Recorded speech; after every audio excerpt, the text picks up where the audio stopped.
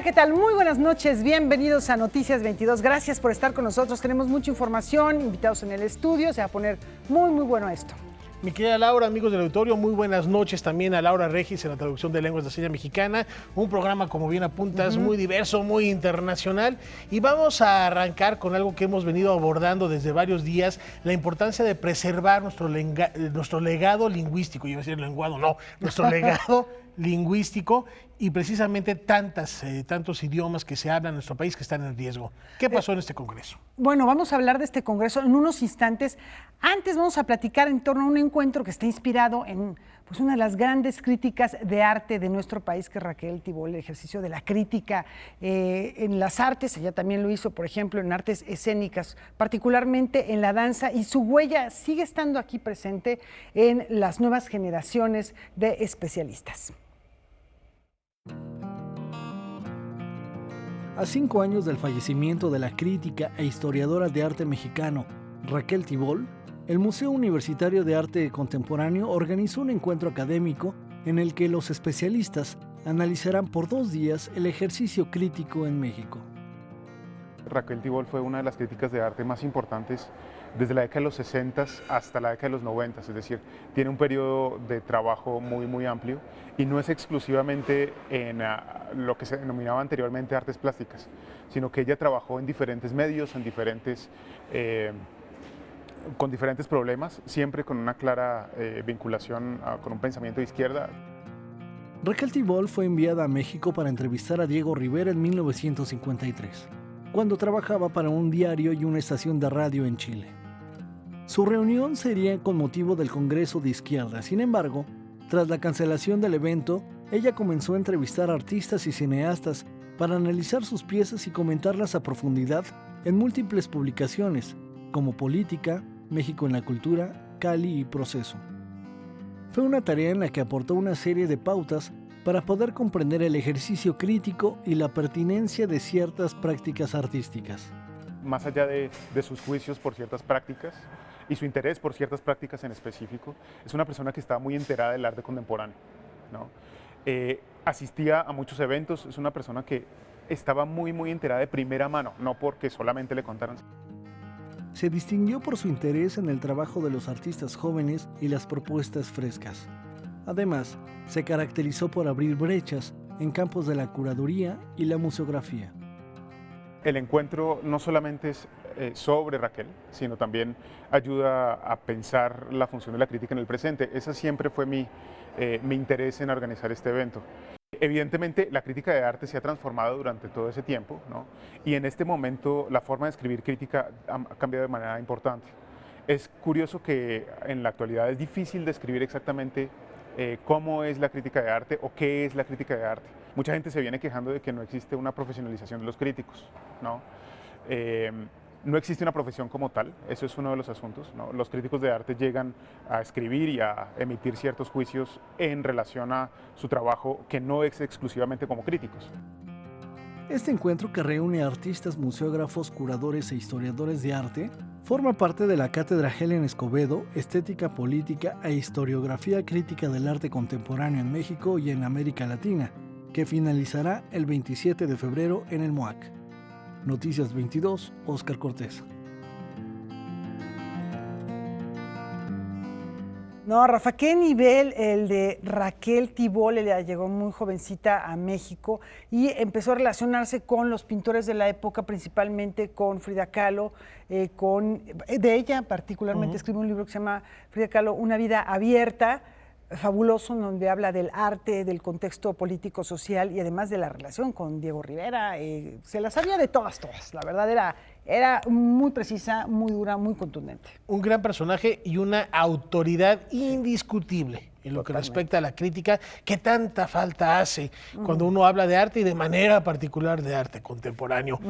Y cambiando un poco de tema, vamos a hablar de poesía. Efectivamente, porque se realiza nuevamente el festival Enclave. Es un juego de palabras. Vamos a ver.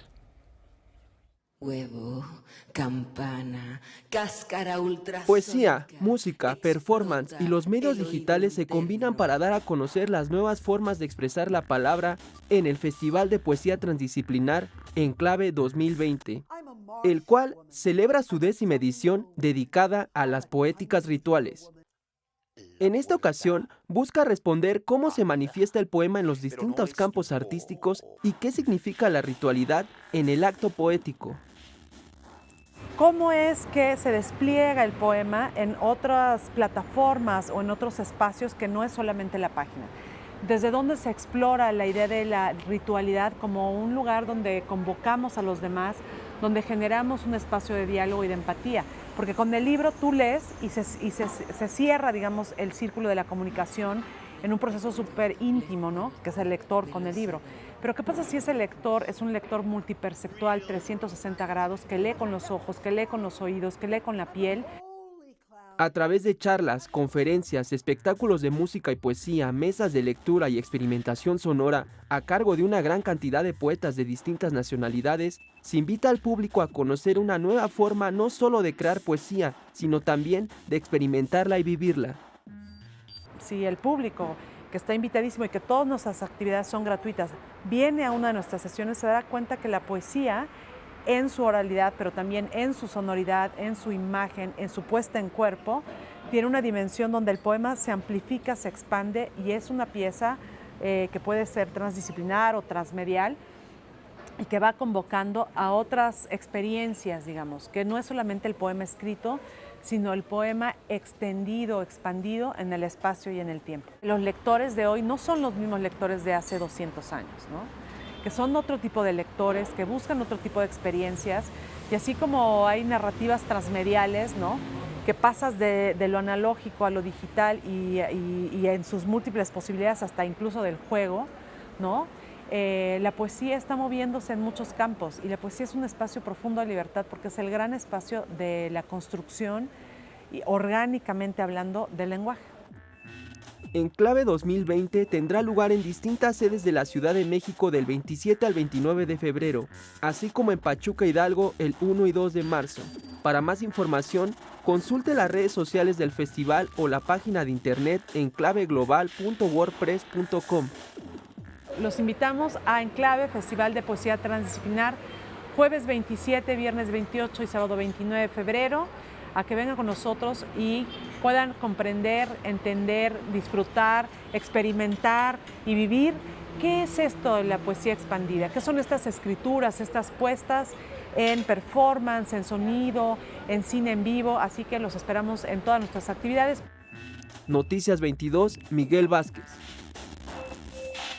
Muy, muy atractivo el programa. Y ya nos adelantaba Rafa que continúan las actividades en torno a un encuentro, un congreso que les hemos venido comentando. Muy importante, que tiene que ver precisamente con las lenguas en riesgo, no solo de México, sino del mundo. En el Salón López Mateos del Complejo Cultural de Los Pinos se celebró el Congreso Internacional de Lenguas en Riesgo, que tiene como objetivo preservar estas variantes lingüísticas que corren el peligro de desaparecer. Actualmente existen cerca de 7.000 lenguas alrededor del mundo, de las cuales 40% están en riesgo inminente. La importancia de eventos como este reside en que es un espacio en donde podemos compartir no solamente lo que estamos haciendo para el beneficio de nuestras lenguas originarias, sino también el intercambio de experiencias y tratar de esa manera colaborar para trabajar en conjunto, dado que si a nivel mundial tenemos un buen número de lenguas en riesgo, en México, a pesar de ser uno de los países con mayor diversidad lingüística, vemos que la pérdida transgeneracional está causando que los jóvenes y los niños dejen de hablarla. Entonces, aquí es donde podemos implementar políticas públicas, políticas claras que beneficien no solamente la pervivencia, sino la enseñanza de estas lenguas, pero sobre todo el respeto. So my name is Bonganim Tlavani from South Africa in Cape Town. I am taking part in the languages event representing South Africa and Africa as a whole. Looking forward to interacting with the speakers and meeting new people as well. What UNESCO and the government of Mexico is doing is actually very good in a sense that a lot of languages, as you mentioned, are in the brink of disappearing. This is actually a very good event, and I'm sure from this event or this kind of events, we will have resolutions as we go home. We're going to interact with the organizations at home and start implementing the necessary changes. So it is, in fact, a very, very good event to partake in, and I hope it's not just a talk shop where people just talk. There will be constructive things that will come out of this event. Irma Pineda Santiago, poeta vinizá de Oaxaca y actualmente representante de pueblos indígenas en el Foro Permanente sobre Cuestiones Indígenas de la ONU. Lo importante de hacer esta especie de congresos es que podemos reunirnos varios de los activistas, académicos, intelectuales, lingüistas, muchos de los personajes que hemos venido trabajando a lo largo de muchísimos años para fortalecer las diferentes lenguas que se hablan, pues de entrada en México, que hablamos de 68 familias lingüísticas, pero también otras lenguas que se están hablando en Latinoamérica, ¿no? Como es el caso de este evento congreso que tenemos representantes de otros países de Latinoamérica. ¿Y de qué nos sirve reunirnos? Bueno, nos sirve para plantear cuáles han sido nuestros procesos de desarrollo lingüístico y fortalecimiento, o esta búsqueda de fortalecimiento, y también compartir experiencias, ¿no? En qué nos ha ido mal, qué nos ha salido mal, que necesitamos revisar para cambiar y mejorar. Y también cuáles han sido las experiencias exitosas, ¿no? Porque también eso lo tenemos que retomar y aprender los diferentes pueblos. Noticias 22, Héctor Martín del Campo. Bueno, vamos a seguir platicando de este tema mañana. ¿Te parece bien, Rafa? Me encanta la idea, y mañana y días subsecuentes es fundamental reconocer, y ya vemos que es algo que no solo pasa en México, sino en varias latitudes, la importancia de reconocer esta diversidad lingüística y preservarla para evitar que desaparezca. Y antes de la pausa les tenemos una recomendación: participar en el taller de creación literaria que impartirá Silvia Molina. Esto es en el Seminario de Cultura Mexicana. Las actividades comenzaron hoy y van a continuar todos los miércoles en horario de 11 de la mañana a 1 de la tarde hasta el próximo 29 de abril. Si les interesa participar, ahí van a tener en un momento más el correo electrónico, que es programación@seminario.org.mx, y tomar parte de este encuentro. Qué mejor que Silvia Molina para echar a volar la imaginación y poder concretar estas ideas. Estamos viendo ahí en pantalla, tenemos los datos, ahí tienen para que lo apunten, si no, bueno, comuníquense con nosotros para que les repitamos este dato. Como dices, bueno, pues una gran profesora, una gran narradora que seguramente sea muy interesante que comparte con su público, ¿no? Indiscutiblemente. Con los estudiantes o los autodidactas, en fin, yo creo que es una gran oportunidad. Una oportunidad invaluable. Vamos a una pausa, tenemos más aquí en Noticias 22.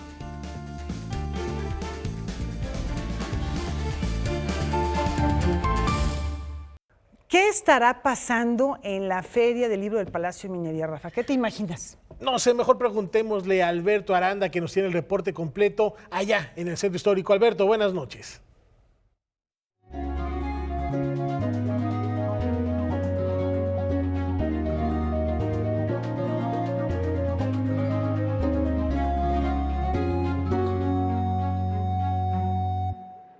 ¿Qué tal, Laura, Rafael? Pues, ¿qué les digo? Que aquí se siente muchísimo frío en el Palacio de Minería, no saben cuánto, pero no importa, estamos con mucho ánimo para llevarles algunos de los detalles que han ocurrido en este día. ¿Qué les parece si empezamos con poesía? Laura Emilia Pacheco se dio a la tarea de reunir algunos de los textos más importantes de su papá, José Emilio Pacheco, en un libro. Vamos a escuchar qué nos tiene que decir.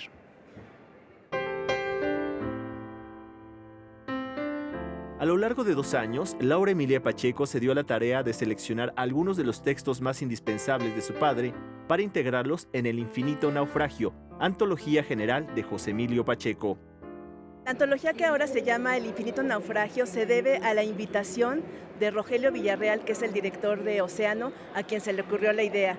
Creo que a mí nunca se me habría ocurrido, y a diferencia de la selección que hizo Editorial Era, esta es una antología general. Ediciones Era hizo una magnífica recopilación de los inventarios, que también es un fragmento de la cantidad de inventarios que hay, y esta antología, en cambio, se centra en poesía, narrativa y algunos otros inventarios que no son los que están en la selección de Era. Además de tratarse de una obra muy extensa, el reto fue seleccionar un texto, ya que el poeta regresaba a su obra para corregir. Fue muy difícil la selección, sobre todo porque mi padre tenía la idea de que siempre había que corregirse. Entonces, por ejemplo, de un poema había muchas versiones, o de un cuento podía haber versiones corregidas, y la única manera en que yo pude abordar esta selección fue yéndome a los textos iniciales, porque si no iba a ser muy difícil que en unos fueran la segunda versión, en otros fuera la inicial. Entonces me fui en todos los casos a las versiones iniciales. El libro, además, está pensado para el primer lector de José Emilio Pacheco, el que se acerca por primera vez y se encuentra con un creador vasto y que siempre se mantuvo en evolución. Los lectores nuevos y los lectores de siempre que están cerca de él lo sigan teniendo presente, porque su obra es una obra atemporal. Nos habla de la condición humana, nos habla de cómo, aunque tengamos la ubris más grande del mundo, la naturaleza siempre nos pone en nuestro lugar, cómo todo va cambiando, el tiempo todo lo cambia, y de alguna manera, si no fuera así, todo sería de piedra y no existiría nada. Sí dejó textos, pero dejó la instrucción muy precisa de que si él no los había autorizado, no los publicáramos. Y vamos a cumplir con esa promesa, porque él cuidaba tanto sus textos, era un prosista tan limpio, que sería verdaderamente un crimen publicar algo que él no hubiera autorizado. Noticias 22, Alberto Aranda. Y del infinito naufragio vamos a pasar a otro libro, Simplemente quería desaparecer. En este volumen las autoras hablan sobre un tema que desgraciadamente se vuelve cada día más recurrente, el suicidio en adolescentes. Y entendamos como adolescentes las personas que van de los 10 años a los 19. Vamos a escuchar lo que tienen que decirnos al respecto las autoras. El estudio se realizó en el Instituto Nacional de Salud Pública, lo hicimos a partir de los datos de la Encuesta Nacional de Salud de 2016, en donde nos dimos cuenta que la prevalencia del intento del suicidio es del 2.7% a nivel nacional y que había estados con una prevalencia altísima, de más del doble de la media nacional, y entonces eso motivó plantearnos otras preguntas. Y fue que nos propusimos realizar un estudio para tratar de conocer las experiencias de los y las adolescentes que han intentado suicidarse en 5 estados del país. ¿Cuáles son estos estados? Estado de Aguascalientes, Baja California Sur, Morelos, Tabasco, Quintana Roo, Campeche. En el estado de Campeche, en el estado de Aguascalientes, es como que han sido estados a los que ha empezado a haber mucha migración, mucha población que se ha asentado en distintas zonas, pero que han sido zonas como más marginales.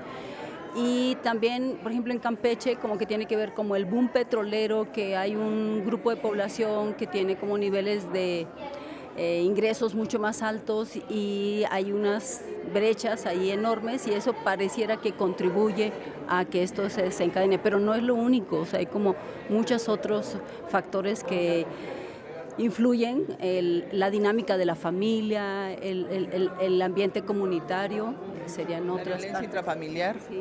El abuso sexual en la infancia, entonces todo eso, el consumo de alcohol y drogas, por supuesto, todo eso se va haciendo como una mezcla, un collage ahí muy complicado, que cuando llegan a la adolescencia, entonces ya hay como todo un cóctel que está listo para estallar. ¿Cómo estamos en la detección y en el tratamiento? No, en la detección en realidad ya hay instrumentos. De hecho, en el libro hay un capítulo que es de la doctora Catalina González Forteza, porque ella tiene un instrumento, que si ese instrumento se aplica en las escuelas o a los adolescentes, es una buena manera de identificar quienes se encuentran en riesgo. Lamentablemente ese no es un cuestionario que se aplique en todas las escuelas ni en distintos lugares para los adolescentes. y los sistemas de salud todavía no tienen una manera sistematizada para identificar a quienes se encuentran en riesgo. Entonces, más bien hay una dificultad en ese sentido. Va dirigido a todo mundo, pero sí mucho más específico para profesionales que tanto del área de la salud como de otras áreas, porque tiene también capítulos de compañeras de la UNAM. O sea, sí es más dirigido a académicos, a investigadores.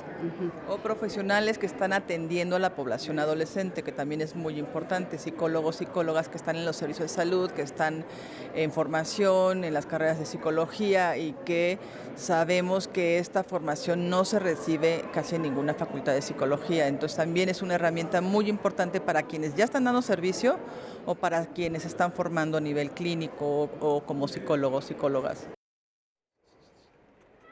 Y regresemos a la poesía. El maestro Mario Bojorquez, maestro, muchas gracias por estar aquí. Nos viene a presentar su más reciente libro, Memoria de lo Vivido. ¿Qué tal? ¿Qué tal? Buenas tardes. Que en esta hermosa y calurosa tarde en el Palacio de Minería, para invitarlos el próximo domingo a las 16 horas en el Pabellón de Colima, donde presentaremos a Adalberto García López y yo, Memoria de lo Vivido, una poesía reunida del año 1999 al 2009. Háblenos precisamente de la evolución que ha tenido a lo largo de estos 10 años y que podemos ver en este libro, maestro, porque son 4 libros los que reúne aquí.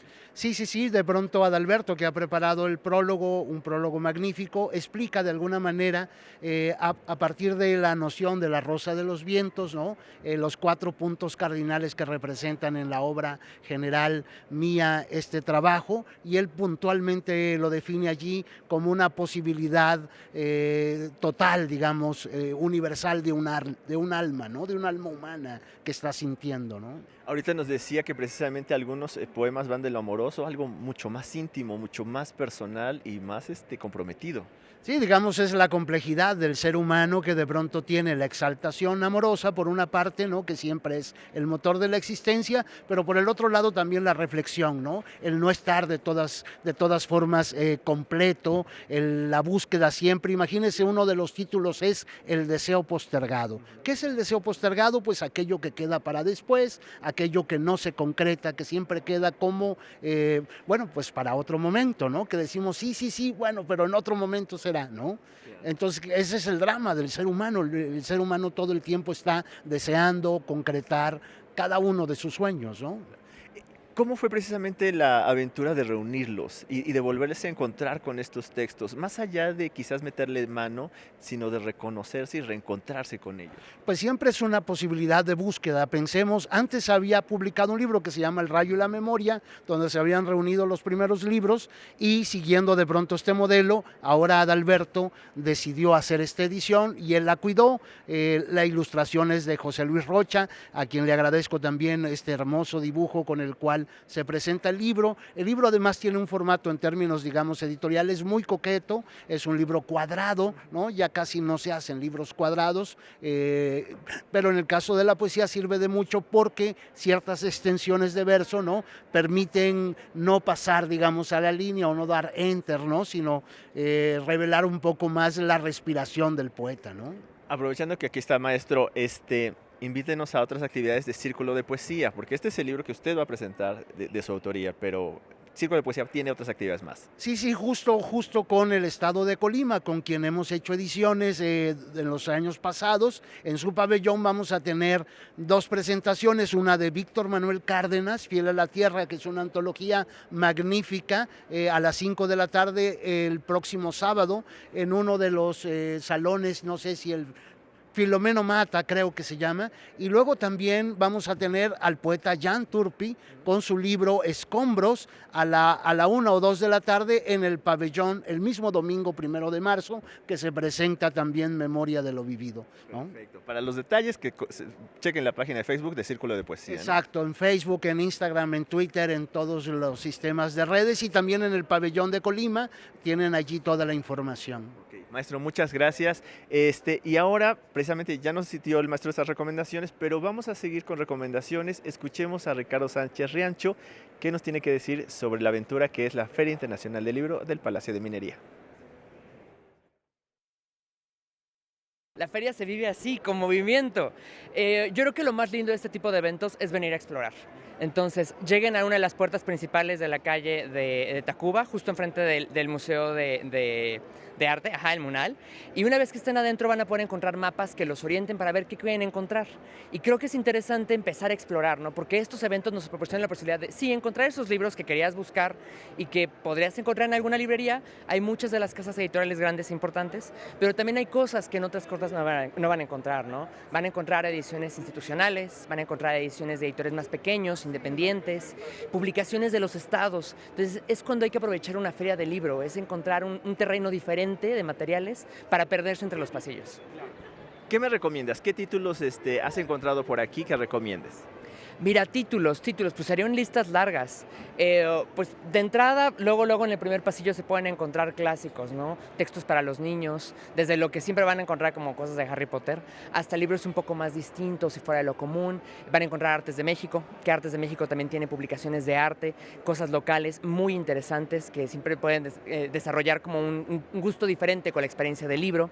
Si se adentran un poco más en la feria, van a encontrar las publicaciones de los estados, como te decía. Está aquí, por ejemplo, en la segunda planta, el Fondo Editorial del Estado de México, que hacen ediciones también de escritores, poetas, libros de arte, cosas muy variadas, también libros para niños. Presentaciones tenemos varias.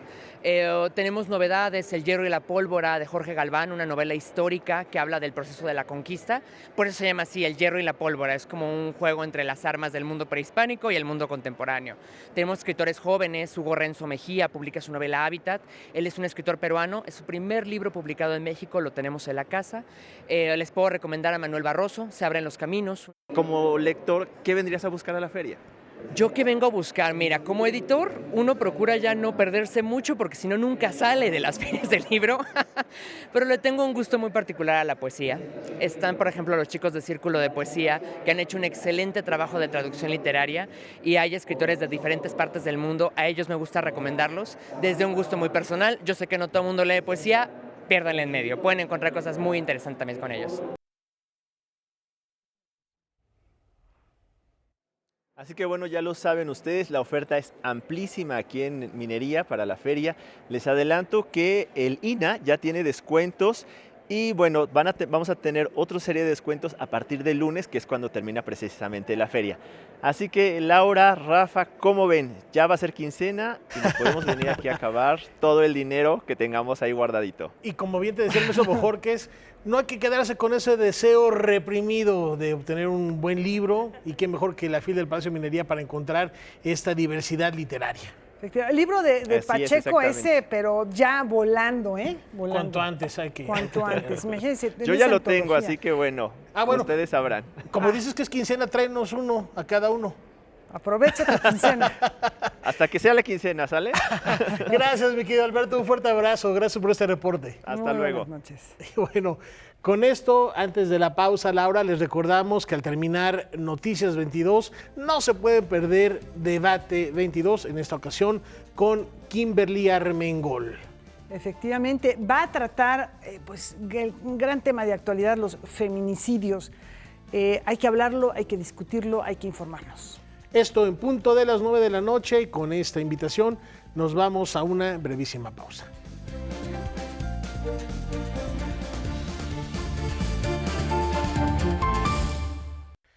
¿Qué me dirían si les platico que un misterioso vórtice ha sido visto en la capital mexicana? Los reportes indican que podría tratarse de una alerta de otro tiempo.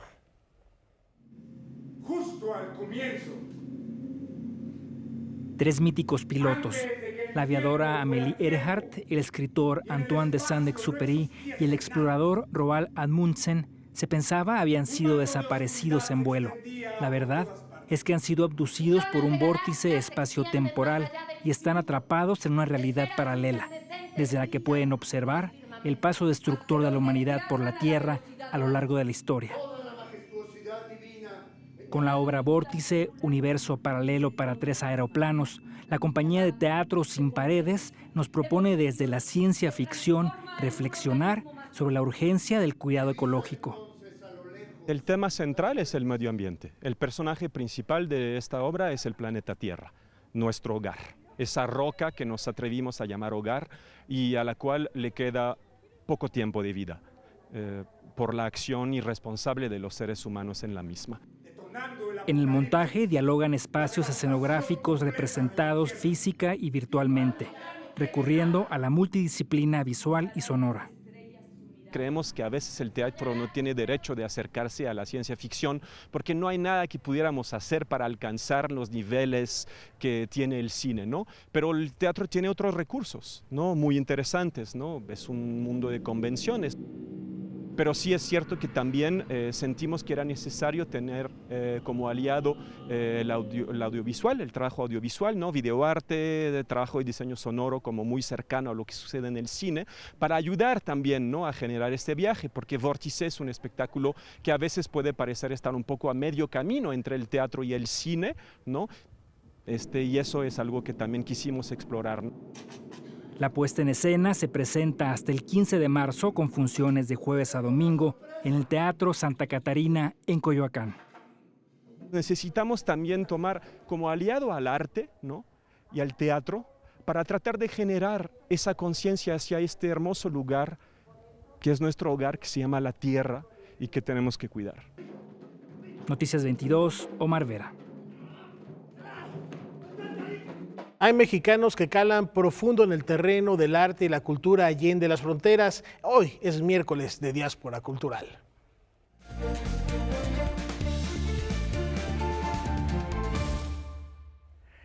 La diáspora cultural mexicana tiene buenas noticias, grandes personajes. Hoy se trata de un hombre que es especialista en estudios culturales, en literatura, en cine. Ya lo hemos entrevistado aquí en Noticias 22. Edgardo, qué figura tan interesante que está radicada profesionalmente en la Universidad de Washington en San Luis, Missouri. Bueno, sí, hay que empezar diciendo que la Biblioteca del Congreso de los Estados Unidos, que es, bueno, todos sabemos, la biblioteca con el acervo más grande del mundo, pero es una de las, yo diría, de las instituciones culturales fundamentales en todo el mundo.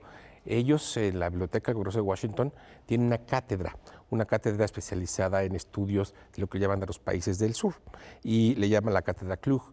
Bueno, pues nada menos que un mexicano acaba de ser nombrado titular de esta cátedra en la Biblioteca del Congreso de Estados Unidos, una distinción extremadamente importante, y ese mexicano es nada menos que Ignacio Sánchez Prado.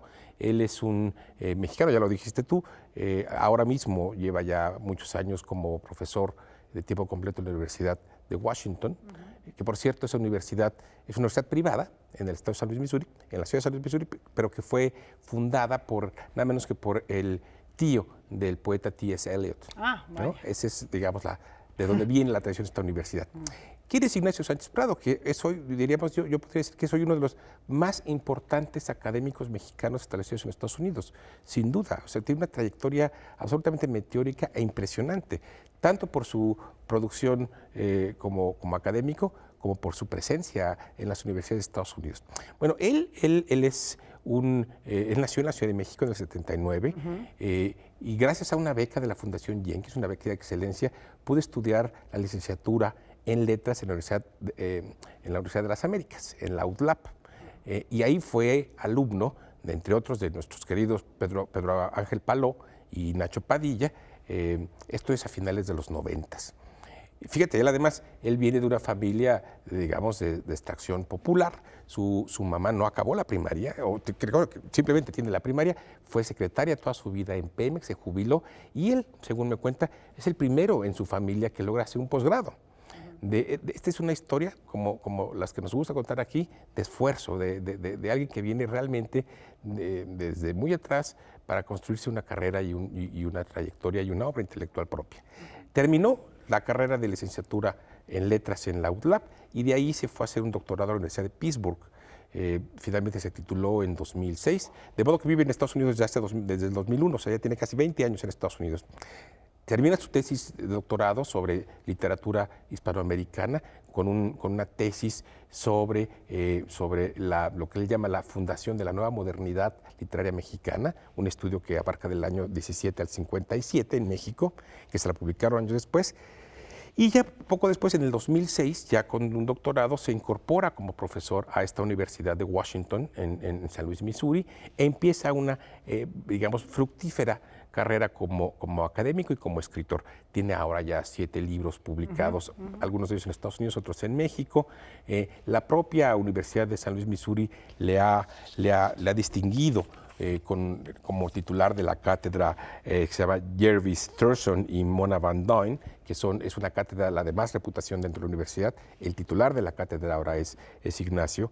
Y bueno, pues yo creo que estamos frente, yo diría, a uno de los grandes intelectuales mexicanos del siglo XXI. Así lo diría. Ahora que dices intelectuales, entre los estudios que realiza, entre sus áreas de especialidad, uno encuentra títulos muy interesantes como historia de la intelectualidad mexicana o estudios culturales en el contexto del neoliberalismo. Es muy original la forma en que aborda los asuntos que tienen que ver con nuestra realidad cultural, ¿no? Sí, digamos, él se especializa en literatura de México, en historia intelectual del país, en historia cultural, fundamentalmente cine y gastronomía, y su trabajo académico y ensayístico es muy vasto. Ya lo dices tú, tiene un libro donde habla del cine mexicano después de 1988, al que le llama Screening de neoliberalismo, o sea, digamos, poniendo en pantalla el neoliberalismo, pero tiene también un estudio sobre, digamos, cómo se ha transformado el mundo de la literatura y el sector editorial mexicano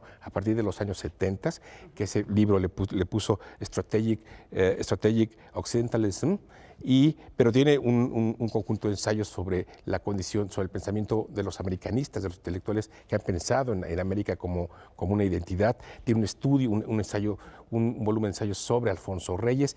Ha coordinado infinidad de libros como académico, unos dedicados desde a Roger Bartra, a Julian Herbert, nuestro escritor, de modo que es un autor prolífico con más de 100 artículos especializados publicados en las revistas académicas más importantes, y veremos hablar mucho más de él. Sobre todo hay que regresar al principio de esta historia, que estamos frente al primer mexicano que es galardonado con esta comisión, con esta misión de encabezar una cátedra especializada en los estudios del sur, como le llaman ellos, en la Biblioteca del Congreso de Estados Unidos. Él es quizá, yo diría yo, uno de nuestros más distinguidos representantes de la diáspora cultural mexicana en los Estados Unidos. Ignacio Sánchez Prado, y que además resulta sumamente interesante y gran motivo de orgullo que esté llevando la cultura mexicana, que esté presentándola ante los alumnos de muy diversas nacionalidades que seguramente tiene y que van a enriquecer su conocimiento de nuestro país y de la cultura en general hispanoamericana, gracias a la transmisión de conocimientos de Ignacio Sánchez Prado. Gracias, Laura. Muchas gracias. Personajazo, Ignacio, de verdad un ejemplo a seguir. Muchas gracias, Edgardo, por traerlo a cuento. Y ahora nos vamos a la capital alemana, porque allá está teniendo lugar la Berlinale, uno de los festivales de cine más importantes del mundo, y esta vez celebra su aniversario número 70, que viene acompañado de varios cambios, nuevos enfoques, rostros distintos. Y para platicar al respecto, saludo con mucho gusto allá en Berlín a nuestra corresponsal Valentina Torrado de Deutsche Welle. Mi querida Valentina, ¿cómo estás? Muy buenas noches, platícanos de la Berlinale. Un saludo muy especial para todos ustedes desde Berlín. Sí, efectivamente, esta nueva edición número 70 de la Berlinale promete un cambio de imagen con respecto a lo que ha venido siendo este festival durante los últimos años. El comienzo de una nueva era se muestra en el cambio en la dirección, que ya no estará en manos del alemán Dieter Kostlik, sino de dos personalidades de la escena del cine internacional, el italiano Marco Chatrian, que asume la dirección artística, y la holandesa Mariette Riesenbeck en la dirección ejecutiva. El aire fresco y renovador, que son el sello de la nueva dirección, se ve reflejado en el nuevo diseño de la estructura del festival. Viejas secciones dieron paso a nuevas, como es el caso de Encounters, un nuevo espacio dedicado a premiar a nuevos talentos. se proyectarán un total de 340 nuevas obras. La cabeza del jurado este año es Jeremy Irons y a él lo asistirá un gran equipo internacional muy variado. La actriz argentina Berenice Bejo, el actor italiano Luca Marinelli, los directores Kenneth Lonergan de Estados Unidos, Annemarie Yassir de Palestina y Cleber Mendonça Filho de Brasil, así como la productora alemana Bettina Brockhemp. Ya mencionas a Argentina y a Brasil, Valentina. ¿Cómo se complementa la presencia latinoamericana? Por el Oso de Oro estarán compitiendo 18 películas, de las cuales 2 películas son latinoamericanas. La argentina El prófugo, de la directora Natalia Meta, y la brasileña Todos os Mortos, de los directores Caetano Gotardo y Marco Dutra. Este año el cine latinoamericano estará presente con 19 estrenos mundiales en diversas secciones de esta edición número 70 de la Berlinale. Chile, Colombia, Perú, Cuba, Uruguay, México. Estas propuestas cinematográficas ofrecen un abanico amplio de temas sociales como la migración, la sexualidad, las comunidades indígenas o historias entre la realidad, la ficción y la ilusión. Aunque este año Chile solo está presente con una película, El tango del viudo, dentro del programa oficial de la Berlinale, será el primer país de Sudamérica invitado al Berlinale European Film Market, una de las ferias internacionales de cine más grandes del mundo. Una gran oportunidad para presentar con profundidad su industria cinematográfica y a sus cineastas. Y otra cosa que se espera año con año son las personalidades que desfilan allá en la Berlinale. ¿Qué podemos esperar en este año? El dúo de directores apostó por menos glamour y alfombra roja, dándole más énfasis y prioridad al arte y a descubrimientos de nuevos talentos cinematográficos. No obstante, se pudo contar con la presencia de algunas personalidades famosas en la fiesta de gala de inauguración, que también desfilaron por la alfombra roja. El equipo del jurado, junto a Jeremy Irons, Berenice Bejo, figuras importantes del cine alemán como Daniel Brühl, no faltaron, como tampoco algunas estrellas de Hollywood como Sigourney Weaver, junto a Margaret Qualley, el director Philippe Falardeau, en representación de la película My Salinger Year. También estuvieron presentes otros actores famosos de Hollywood, como el actor estadounidense Johnny Depp, para presentar la película Minamata, el español Javier Bardem o Willem Dafoe para el estreno de su película Siberia. Valentina Torrado desde los estudios de DW en Berlín. Hasta muy pronto. Hasta muy pronto, Valentina. Muchísimas gracias por este reporte y se antoja muy emocionante siempre esta fiesta del séptimo arte allá en la capital alemana. Con esta recomendación y con esta reflexión nos vamos a una brevísima pausa.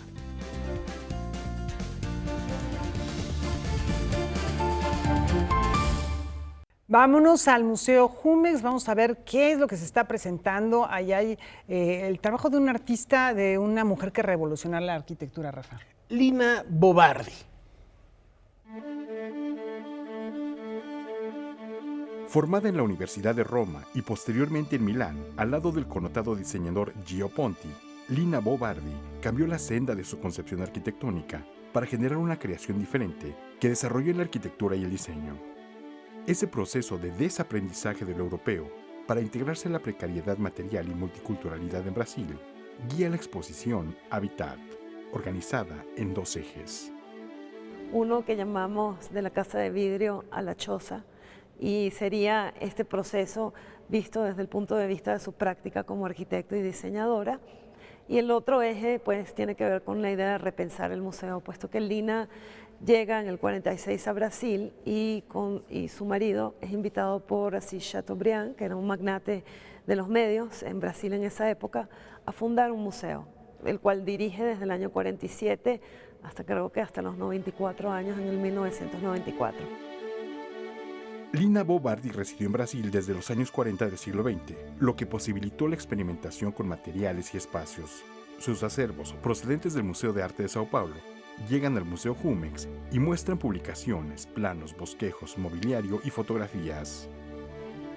La silla, incluso la del marco de metal, que se llama tripé, y la del marco de madera, que está aquí, que también se llama tripé, son inspiradas de un viaje que ella hace por el río San Francisco, en el nordeste de Brasil, y ve estas hamacas colgando ahí, pero también por el uso del cuero que se hacía, sobre todo en el nordeste.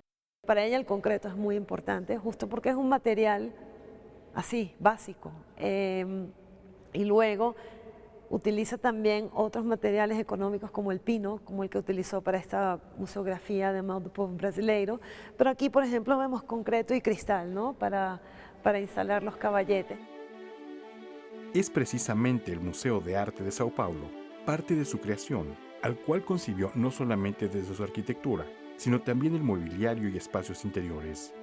Decide hacer este museo flotado, por así decirlo, pero que no, el museo de hecho se extiende en los 2 sótanos, entonces ya incorpora la vista y ese vão libre, ese vano, ese espacio abierto allí, que conecta la calle con la vista, la avenida Paulista además, se convierte en parte del museo, pero es el espacio donde el público y la gente, el transeúnte, son los protagonistas. De hecho, ahí comienzan todas las marchas políticas. Lina Bo Bardi, Habitat, estará abierta en el Museo Jumex hasta el 10 de mayo de 2020. Noticias 22, Víctor Gaspar.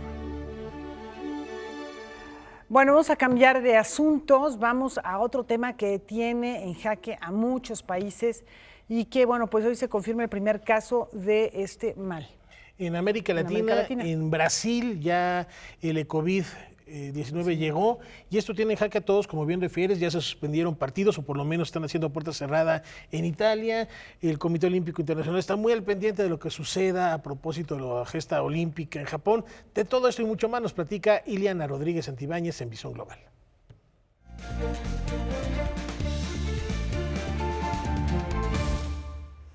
Gracias, pues bienvenidos a Visión Global. Y dice bien Rafael, ¿qué tiene que ver el coronavirus con el G20?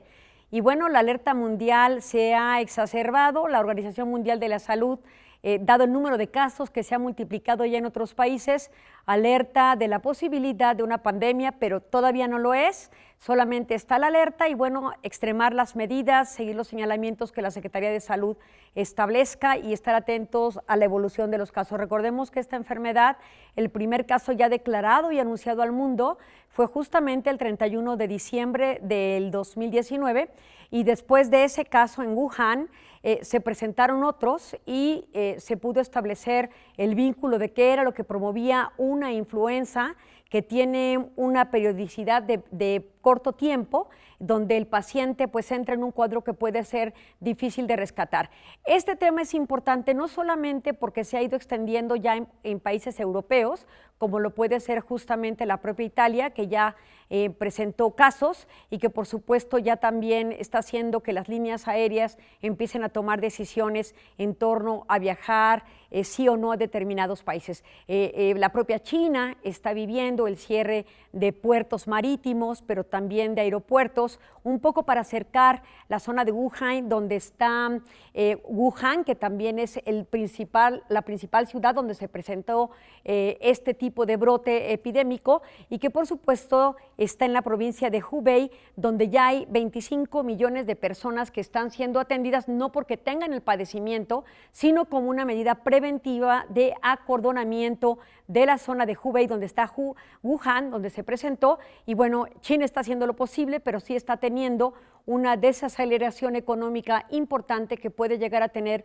un impacto en la economía mundial. Esto nos sirve de pie para entrar justamente a qué está haciendo el G20. Pues miren, el G20 sabemos que es un foro económico donde se diseñan las políticas macroeconómicas de los 20 estados que tienen concentrado el 90% de la economía mundial y el 80% del comercio internacional. Estos 20 estados se reunieron en Riyadh, Arabia Saudita, con el propósito de una reunión preparatoria a la reunión cumbre del G20 que se reunirá entre el 22 y el 23 de noviembre de este año. Aquí Arabia Saudita tuvo un papel importante al señalar la importancia de este foro en el desarrollo de políticas económicas, pero que tengan incidencia en políticas sociales. Este fue un tema importante donde destacó el tema del coronavirus en el sentido de tener que ver con qué están haciendo los estados para prepararse económicamente hablando en caso de que haya más brotes alrededor del mundo. Las economías más sólidas del G20 parecieran preparadas, pero hay economías o estados frágiles que quizás no tengan la capacidad económica para enfrentar esta enfermedad que se está presentando. Este fue un tema que tocó el G20 en esta reunión sectorial y también, por supuesto, señalaron lo que está haciendo o está produciendo como daño económico el cambio climático. Esto va a ser muy importante porque en las reuniones de los años pasados el tema del cambio climático no se había tocado desde que Donald Trump ascendió a la presidencia de los Estados Unidos. ¿Por qué? Porque sabemos que Estados Unidos se salió de lo que es el Acuerdo de París, no pertenece a este gran acuerdo que intenta frenar los efectos del cambio climático a cambio de los compromisos de los estados por disminuir justamente la emisión de todos aquellos gases que contaminan el planeta en el que vivimos. Estos fueron algunos de los temas relevantes, pero también uno muy importante que tocó el G20, no solamente sobre el coronavirus y lo que tiene que ver con el cambio climático, tiene que ver con medidas de fiscalización. ¿Fiscalización a quién? Justamente a aquello que se produce con la economía o las empresas digitales. Recordemos este acrónimo de GAFA: Google, Apple, Facebook y Amazon. Estas 4 industrias estadounidenses generan millones de dólares de ingreso a los Estados Unidos, pero la derrama que dejan en los estados donde se desarrollan no produce tanta riqueza ni impacto en las poblaciones porque no pagan impuestos. El año pasado la Unión Europea fijó varias sanciones, varios de los estados miembros de este bloque político y económico impusieron sanciones a Google para tratar de mitigar el daño que se produce cuando no hay esta derrama o este impacto de impuestos. Este tipo de sanciones está llevando a la Organización de Cooperación y Desarrollo Económico, con el consenso de los 20 miembros del G20, para que se establezca un impuesto mínimo a estas industrias. Y aquí viene todo el tema de la discusión de este tipo de industrias, un Estados Unidos molesto y a ver qué ocurre en el mundo. Pero de aquí a noviembre estaremos escuchando más de este importante tema. Grandes reflexiones, Ileana, y de nueva cuenta esto que pones en la mesa de la conectividad, de la globalización inevitable, desde las relaciones internacionales y el cambio climático hasta el virus COVID-19, que dice uno, bueno, suspende las exportaciones e importaciones en China. Sí, pero aquí, por ejemplo, Manzanillo, que es uno de los principales puertos que tiene contacto con China, está cerrado también, no están recibiendo esas cargas, y esto no solo repercute en el transporte marítimo, sino también terrestre, que una vez que llegan se tienen que distribuir, y así un largo... Va a haber como hay una cadena productiva muy grande de esta interacción, conectividad y articulación de las economías, sin duda, el impacto económico que produzcan este tipo de fenómenos, por supuesto, va a tener un impacto en la economía mexicana, ¿no? Entonces hay que estar atentos y esperemos que haya una evolución y una reacción mucho más positiva y los estados estemos preparados para enfrentar la posibilidad de una pandemia que todavía no se declara, pero que puede ocurrir. Y que por la cantidad de países que ya se han ido sumando, llamémosle así, existe todavía esa alerta. A mí me llama mucho la atención el tema de la fiscalización digital, que es algo que se ha venido atacando desde hace ya muchos años, porque esto ya no es un fenómeno nuevo y que no se ha podido llegar. México también está particularmente luchando contra eso. ¿Cómo fiscalizar a las empresas que están en Internet? Yo creo que es uno de los grandes temas que se seguirá, porque además eso tiene que ser un acuerdo internacional, son empresas internacionales, son grandes consorcios. Pues lograr que Estados Unidos acepte un impuesto básico mínimo creo que es importante. El secretario de Tesoro de Estados Unidos, que estuvo presente en el G20 en estas reuniones preparatorias, lo va a considerar, pero sí admite la posibilidad de que su Congreso rechace esta intentona de la Organización de Cooperación y Desarrollo Económico. ¿Por qué? Porque finalmente impacta en los ingresos que ellos poseen o que pueden llegar a obtener. Efectivamente, no lo tenían tomado en cuenta, ¿no? Pero bueno, nos tomó por sorpresa todo el surgimiento de las empresas por Internet, que ha sido vertiginoso, ¿no? La digitalización inevitable. Nuevas formas de consumo y nuevas formas de entendimiento mundial. Pero bueno, todos hay que pagar impuestos, ¿no? Todos hay que entrar. Esa es la situación, no solo los ciudadanos, sino las grandes corporaciones. Es correcto. Efectivamente. Ileana, pues muchas gracias. De nada. Y bueno, nos vamos a despedir y lo vamos a hacer qué bueno. Con música. Y con el rey de la música country. ¿Ya sabrán de quién estamos hablando, Rafa? 88 años de nacimiento del gran Johnny Cash. Disfrútenlo. Gracias. Muy buenas noches.